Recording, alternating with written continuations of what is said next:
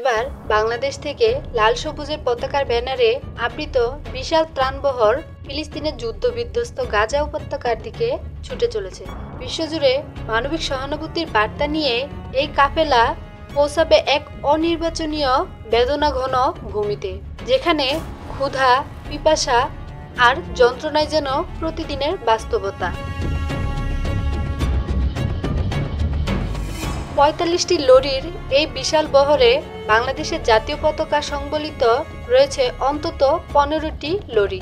এসব লরিতে প্রায় ৩০০ টন জরুরি খাদ্য, বিশুদ্ধ খাবার পানি ও ওষুধ পরিবাহিত হচ্ছে যুদ্ধবিধ্বস্ত গাজাবাসীর জন্য। এর আগে ষষ্ঠ দফায় ৮টি ও সপ্তম দফায় ৩৫টি বাংলাদেশি ত্রাণবাহী লরি গাজায় পৌঁছানো হয়েছিল।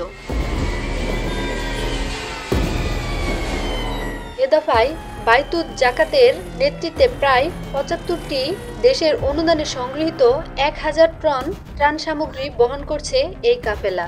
বাংলাদেশ থেকে অংশগ্রহণকারী সংগঠনের মধ্যে রয়েছে ওয়ার্ল্ড ওয়ান উম্মাহ ফাউন্ডেশনের ৫টি লরি, বাংলাদেশ ফিলিস্তিনি মৈত্রী সংস্থা BPFO এর তত্ত্বাবধানে মজো, BM শাবাব ফাউন্ডেশন, হালিমা নূর ফ্যামিলি, ঢাকা আরশিন গেট শাহী জামে মসজিদ এবং আল ইহসান নেটওয়ার্ক এর সহায়তায় পাঠানো হচ্ছে ত্রাণ সরবরাহ। মিশরের সর্বোচ্চ ধর্মীয় প্রতিষ্ঠান আল আজহারের অধীনে বাইতুল জাকাত অ্যান্ড সাদাকাত ফাউন্ডেশন এর তত্ত্বাবধানে পরিচালিত এ মানবিক উদ্যোগের ১১তম দফার ত্রাণ কাফেলা মঙ্গলবার ৫ আগস্ট ভোররাতে কায়রো থেকে গাজার উদ্দেশ্যে রওনা হয়েছে।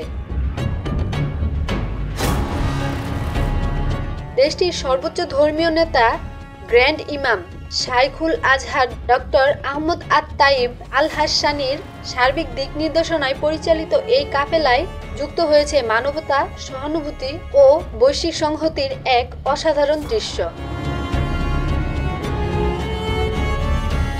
মুসলিম উম্মার প্রথম কিবলা বাইতুল মুকাদ্দাসের স্বাধীনতা সংগ্রামে লিপ্ত নিপীড়িত ফিলিস্তিনি জনগণের পাশে দাঁড়ানোর লক্ষ্যে বাংলাদেশি মুসলিমদের এই আত্মিক সংহতি ও সহমর্মিতা নিঃসন্দেহে এক গৌরবোজ্জ্বল দৃষ্টান্ত।